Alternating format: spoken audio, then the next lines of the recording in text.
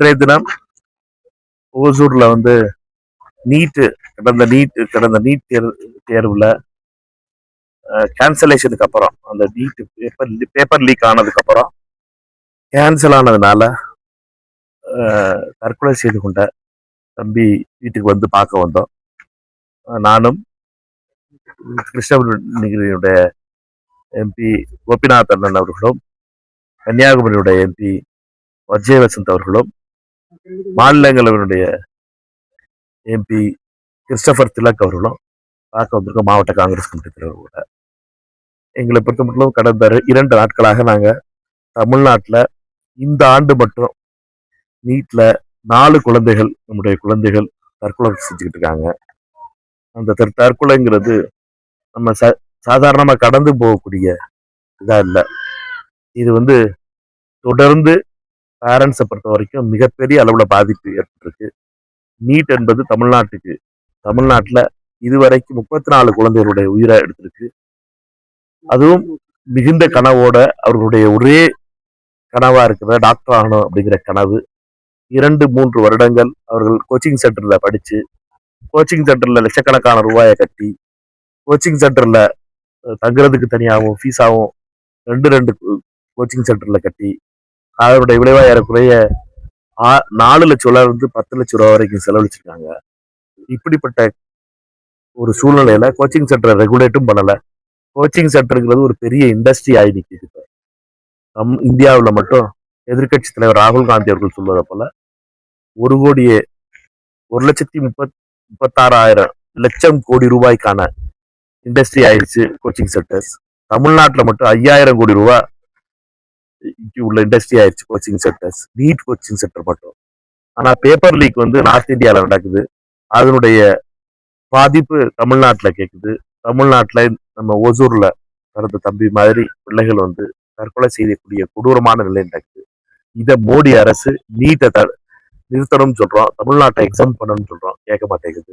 மோடியை பொறுத்த மட்டும் தமிழ்நாட்டுக்கும் தமிழ்நாட்டுடைய மக்களுடைய பிரச்சனைகளுக்கும் எப்பொழுதுமே அதை கேட்பது கிடையாது. ராகுல் காந்தி அவர்கள் இதற்கு தீர்வுன்னு சொல்றது நீட் 2029 நீக்கப்படும் தமிழ்நாட்டுக்கு. எங்களை பொறுத்த மட்டும் நீட் லீக்கேஜ் நிப்பாட்டணும், ஃபர்ஸ்ட் பேப்பர் லீக் நிப்பாட்டணும். அதற்கு தர்மேந்திர பிரதான் ராஜினாமா செய்யணும். இதை வச்சுதான் நாங்க வந்து இப்பொழுது ராகுல் காந்தி அவர்கள் சாத்ரோ கா கூச் அப்படிங்கிற ஒரு சுற்றுப்பயணத்துல இருக்காரு. கோட்டால போய் பேசினார். அதுக்காக 17ஆம் தேதி தேராதூன்ல போய் பேச போறாரு. எங்களை பொறுத்த மட்டும் இந்த ஒரு நீட் என்ற கொடூர அகற்ற வேண்டும். தமிழ்நாட்டுல இப்படிப்பட்ட மிகப்பெரிய ஒரு தூரம் நடக்கக்கூடாது என்பதற்காக இன்னைக்கு அந்த குடும்பத்தினுடைய வழியை கேட்டிருக்கோம். அவருடைய சில கோரிக்கைகளும் இருக்கு இந்த குடும்பங்கள்ல. அதை தமிழக முதலமைச்சரிடம் திரு விஜய் அவர்களிடமும் சந்தித்து இதை பற்றி அந்த குடும்பங்களுடைய சூழ்நிலையை பற்றியும் எடுத்து சொல்லுவோம். அவங்க என்ன கோரிக்கை அது சொல்றது நல்லா இருக்காது. எங்களை பொறுத்த மட்டும் தமிழக முதலமைச்சரிடம் சொல்லிட்டு நாடாளுமன்ற உறுப்பினர் அதுக்கப்புறம் கொடுத்ததுக்கு அப்புறம் பேசலாம். நாங்க பத்திரிகையில தமிழக முதலமைச்சருக்கு கோரிக்கை கொடுக்கறதுக்கு முன்னாடி உங்க மூலமா பத்திரிகையில சொல்றதுங்கிறது நாகரிகமா இருக்காதுன்னு நினைக்கிறேன். அண்மையில பிஜேபி அண்ணாமலை வந்து முதல் மாநாடு அதை நீங்க எப்படி பார்க்கலாம்? அரசியல்ல மாநாடு நடத்துறது என்பதும் புதிய இயக்கம் தொடங்குறது என்பதும் அல்லது அது கட்சியை தொடங்குறதுக்கு முன்னாடி ப்ரிப்பரேஷன் பண்றது என்பதெல்லாம் எந்த தவறு கிடையாது. அது யாரு செஞ்சாலும் சரி பாராட்ட வேண்டும். அதற்கு எங்களை பொறுத்த மட்டும் எந்த ஒரு பிரச்சனையும் கிடையாது. ஆனா சகோதரர் அண்ணாமலையை பொறுத்த மட்டும் பிஜேபிக்கு அவருக்கும் சம்பந்தம் இல்லாத மாதிரி சொல்லிக்கிட்டு இருக்கிறது தான் ரொம்ப வியப்பா இருக்கு.